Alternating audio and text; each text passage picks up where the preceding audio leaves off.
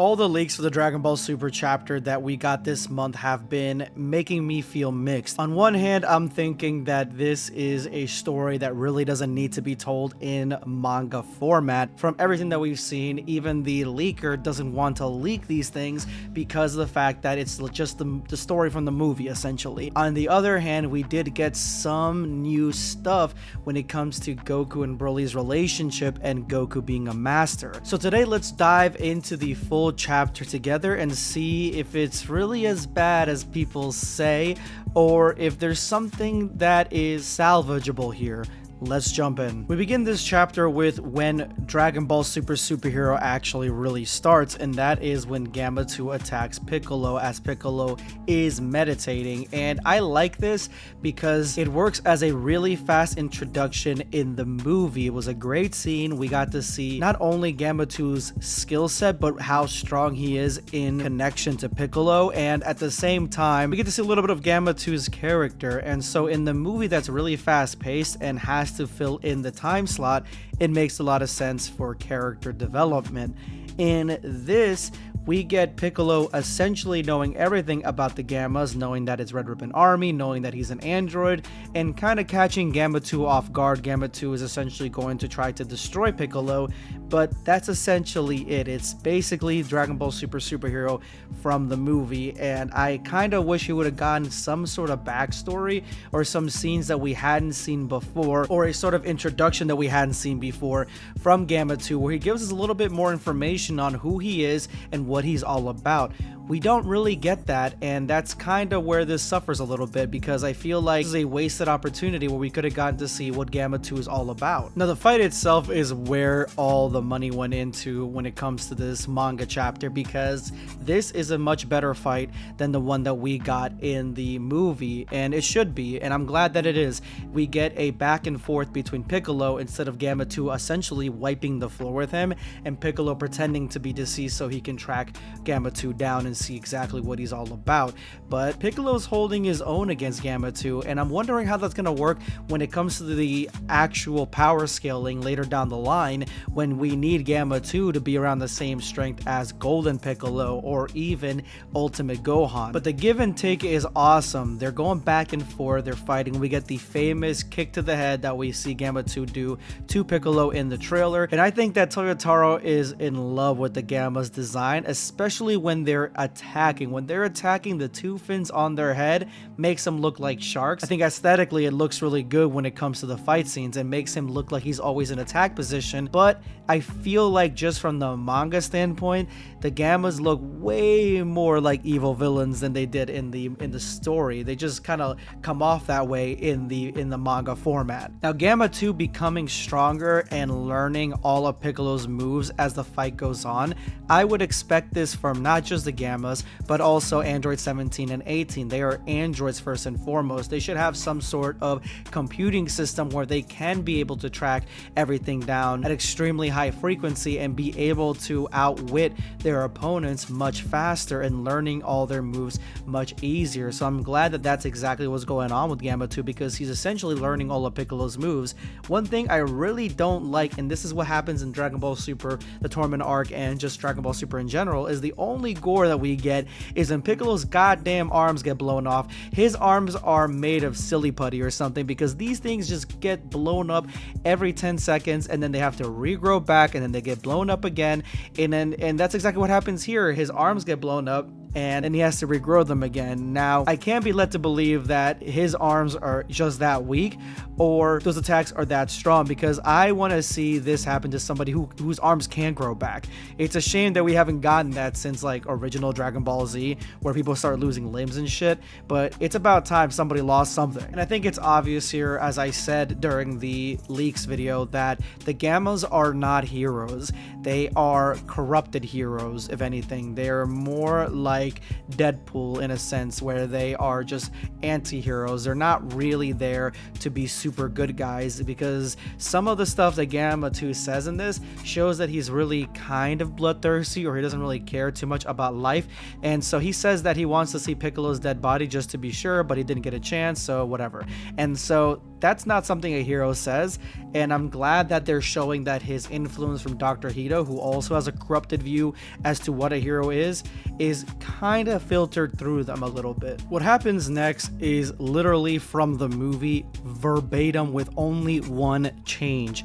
There is really only one thing that is different in this, but I've read this part and you're seeing it here, right? Just imagine in your mind, if there was no movie, this was what we got.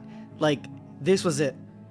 I personally would be extremely excited to jump into this, because not only are we getting the Red Ribbon Army back, but we're also getting 2 new androids. We're getting Cell Max. What the fuck is Cell Max? Like, that's what I'd be thinking. That's what I would be. I was trying to figure out what the hell is going on with Piccolo being the main like spy in this, and it just, like, this ambush comes out of nowhere. It would have been such a great portion. Like, I'd be so happy and excited if this is the manga, but this is making me really, really sad, because this is just from the movie, which is good. All those feelings that I just imagined for this manga, if this is the first thing I was reading and I didn't see the movie, I had those for the movie, because the movie was fantastic. But the reason this really makes me sad is because this entire section could have been used to do something else. And that brings me to the only difference in this scene. You get to see what Cell Max looks like, and it looks just like Cell Max from the movie. You actually get a full picture of him, something we didn't get in the movie, which works for the movie because it brings up anticipation.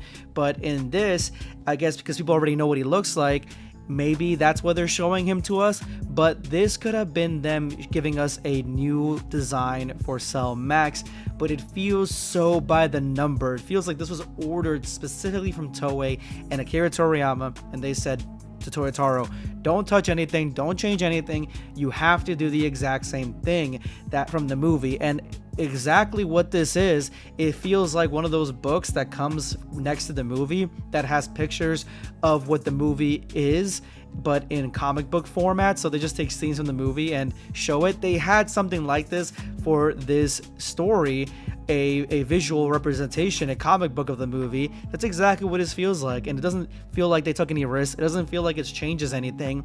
It just feels like like Akira Toriyama and Toei really did not feel comfortable changing the movie that much, or at all really, because this is the exact same shit that we got in the movie, and I wish it was something different. I wish there was more here. I wish that there was something else that I can sink my teeth into and something new that could happen, but no, it's just the same old stuff that we got before. And in a sense, it almost feels like Toyo is kind of phoning it in right here. A lot of these scenes look like they were not traced, but at least like mimicking what just happened in some of the clips from the movie. So maybe this is the easiest thing that Toyo could do at the time, or whatever the case is. I don't know. They didn't have to do anything new. But yeah, even the scene where the guy's excited or yelling that he wants Cell Max now, that's from the movie. And so I don't know. It just, to me, it feels like a wasted opportunity, and I feel like we lost a little bit here when it came to this manga. It doesn't feel exciting, honestly. So I know I'm not the first one to notice this, but I will be the one to call it out. They nerfed Bulma's butt. They completely nerfed it, and I feel like there is a reason that they did that, because in the movie, when you see this scene, and I know Toyo's been waiting years to draw this scene.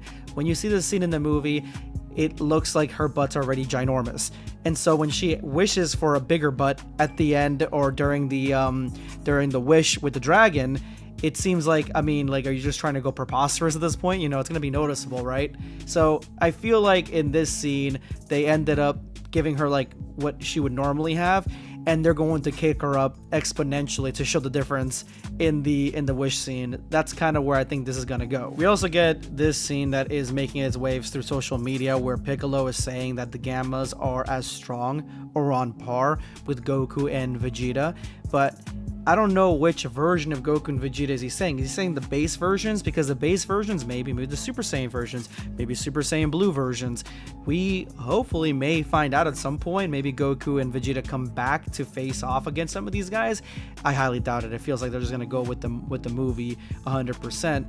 But I don't know if I like Goku and Vegeta being as strong as the Gammas, because that's kind of different than the power scaling that we got from the actual when they were doing the interviews talking about how powerful the Gammas are in comparison. I believe that Goku and Vegeta were still stronger than the Gammas originally, and Piccolo was around the same beat or weaker originally, and Golden Piccolo was the same strength as the Gammas. So let me know in the comments below what you guys think about this, but I feel like this needs to be extrapolated on. So this is the moment we've been waiting for, and I kind of hinted at this a little bit before, but this is Goku versus Broly, and it's not Goku versus Broly as equals, it is Master Goku versus Broly. As you guys can see on Goku's gi, he has his master design on there, the symbol of his schooling. He's trying to teach Broly how to fight without getting angry, which is something that I think it's the best course of action when it comes to somebody like Broly, who is only used to fighting when he gets angry. If he does that, he's going to blow up Beerus' planet. So I believe this scene right here that we're seeing is right before what we see in the superhero movie, which is perfect. That's what I'm talking about. We don't need scene from the movie. I will even take them giving us filler in between things that we didn't get to see, because in the movie we only got to see Broly powering up and Goku telling him to calm down. So I believe that we could have get this point right here where Broly and Goku are sparring, and then Broly gets kind of pissed off that he can't really hit Goku that well, or he can't, you know, he's getting frustrated. Then he starts powering up and losing it a little bit, maybe something like that. Or maybe Goku tells him, hey, you need to power up a little bit for your training. Anything like that could happen, and that could be the case. But honestly, I think this is really awesome. I absolutely adore this scene. I feel like Broly's fighting skill and the way that he's drawn as fighting is great, because he is just bulldozing and bull rushing Goku. That's just exactly what I would imagine Broly would do in the manga, and that's exactly how he fights in the movies. So I am glad that we got this, because we've been sorely missing Broly from the movies, and it's about damn time that we finally showed him instead of some flashbacks showing what DBS Broly was. Although if I gotta be honest about it, really the superhero movie could have just been that. It could have been a flashback, and we could have skipped past this part and gone to the next part, which part of me feels like they don't really know what the next part is, or they're working on the next part immediately after the superhero movie, so that's why they don't want to go beyond it. That's what it feels like to me. But let me know in the comments below what you guys thought of this chapter. If you guys thought it was dope or nope, let me know in the comments below. It's going to be BlackScape signing off. Take care, guys. Subscribe for more content. Or perish.